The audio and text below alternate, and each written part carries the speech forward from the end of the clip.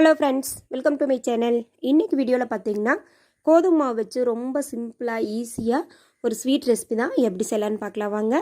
நம்ம சேனலுக்கு நீங்கள் புதுசாக இருந்தீங்கன்னா மறக்காமல் சப்ஸ்கிரைப் பண்ணிவிட்டு கூடவே பெல் பட்டனையும் கிளிக் பண்ணிடுங்க. வாங்க வீடியோக்குள்ளே போய் எப்படி செய்யணும்னு பார்க்கலாம். முதல்ல நம்ம சக்கரை பாகு ரெடி பண்ணிடலாம். ஒரு கப்பில் ஒரு கப் அளவுக்கு வெள்ளை சக்கரை எடுத்துருக்கிறேன். 2 டேபிள் ஸ்பூன் அளவுக்கு நாட்டு சக்கரை சேர்த்துக்கிறேன். நீங்கள் முழுவதுமே நாட்டு சக்கரையோ வெல்லமோ எது வேணாலும் எடுத்துக்கலாம். இப்போ 1/4 கப் தண்ணி சேர்த்துக்கலாம். அடுப்பை லோ ஃப்ளேம்லேயே வச்சுக்கோங்க. நம்ம சேர்த்துன சர்க்கரை எல்லாமே கரைஞ்சி நல்லா கொதிச்சு வரணும். அந்தளவுக்கு நம்ம கொதிக்க விட்டு இறக்கிடலாம். பாருங்கள், இது போல் கலந்து விட்டுருங்க. சர்க்கரை சேர்த்திக்கிறனால நம்ம ஒரு முறை கலந்து விடணும். பாருங்கள், நம்ம சேர்த்துன சர்க்கரை எல்லாமே நல்லா கரைஞ்சி வந்திருக்கு. இது அப்படியே நம்ம ஓரமாக இறக்கி வச்சிடலாங்க. இப்போ பார்த்தீங்கன்னா ஒரு ஃபேன் அடுப்பில் வச்சுக்கலாம். இதில் 1 டீஸ்பூன் அளவுக்கு நெய் சேர்த்துக்கலாங்க. பாருங்கள், நெய் நல்லா கரைஞ்சிருச்சு. இது கூட பார்த்திங்கன்னா 1 கப் அளவுக்கு தேங்காய் துண்டுகள் சேர்த்துருக்குறேன். அதாவது தேங்காய் சின்ன சின்ன பீஸாக கட் பண்ணி சேர்த்துருக்குறேன். நீங்கள் இதுக்கு பொதுவாக நட்ஸு கூட சேர்த்துக்கலாம். நான் ரொம்ப எளிமையாக எப்படி செய்கிறேங்கிறது தான் சிம்பிளாக செஞ்சு காட்டியிருக்கிறேன். அதனால் தேங்காய் பீஸுகள் சேர்த்துருக்குறேன். இந்த தேங்காய் பீஸுகள் நம்ம லட்டு சாப்பிடும்போது வாயில் நல்லா கடிப்படும். சாப்பிட்றதுக்கு டேஸ்ட்டாகவும் இருக்கும். பாருங்கள், நல்லா வறுபட்டுருச்சு. இப்போ நம்ம வேற ஒரு கப்புக்கு இதை மாற்றி அப்படியே எடுத்து வச்சுருவோம். இப்போ அதே கடாயில் பார்த்திங்கன்னா 1 கப் அளவுக்கு கோதுமை மாவு சேர்த்துருக்குறேன். அடுப்பை சிம்மில் வச்சுட்டு நம்ம அப்படியே வறுத்து விட்டுடலாம்.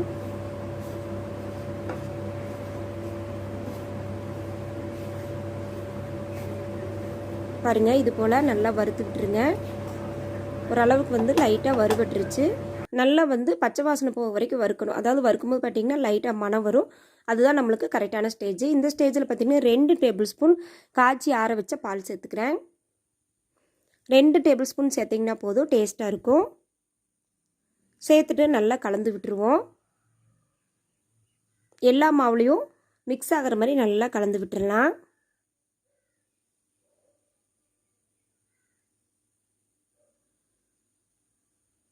பாருங்கள், இது போல் நல்லா ஓரங்களில் எடுத்து விட்டு நல்லா கலந்து விட்டுருங்க.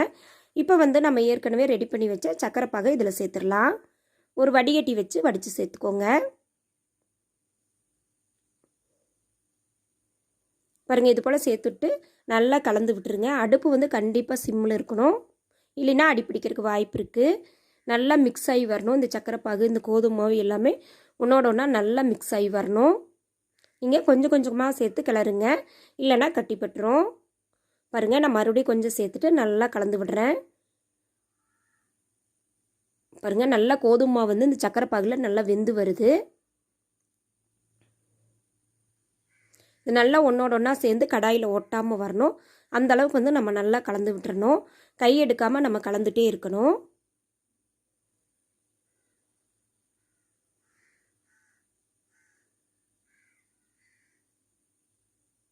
ரொம்ப ரொம்ப ஒரு ஈஸியான ஸ்வீட் ரெசிபி இது. நம்ம இது வீட்டில் இருக்கிற கோதுமை மாவு 2-3 பொருட்கள் இருந்தாலே ஈஸியாக செஞ்சிடலாம்.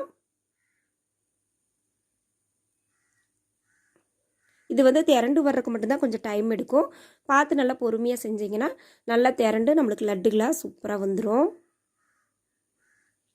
பாருங்கள், நல்லாவே மிக்ஸ் ஆகி கெட்டிப்பட்டு வருது.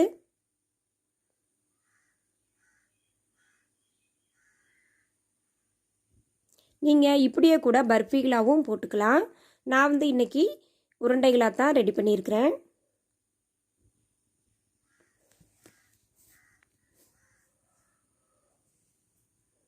பாருங்கள், ஒன்றோட ஒன்றா நல்லா மிக்ஸ் ஆகி வந்துடுச்சு. இந்த ஸ்டேஜில் நம்ம வறுத்து வச்ச தேங்காய் துண்டுகள் சேர்த்துக்கலாம். தேங்காய் துண்டுகள் சேர்த்த பிறகு ஒரு 2 நிமிஷம் போல் நீங்கள் நல்லா வதக்கி விடுங்க.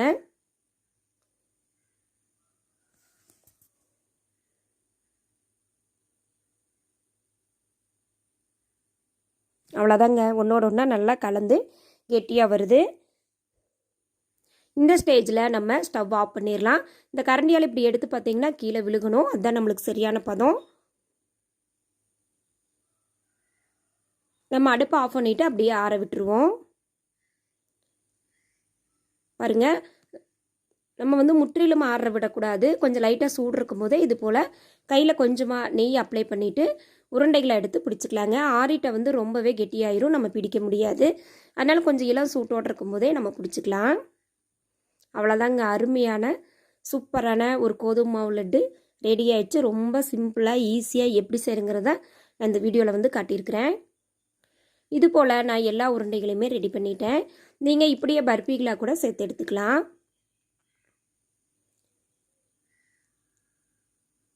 இந்த வீடியோ பிடிச்சிருந்தா சேனலை மறக்காமல் சப்ஸ்கிரைப் பண்ணிடுங்க. லைக் பண்ணுங்கள், ஷேர் பண்ணுங்கள், கமெண்ட் பண்ணுங்கள்.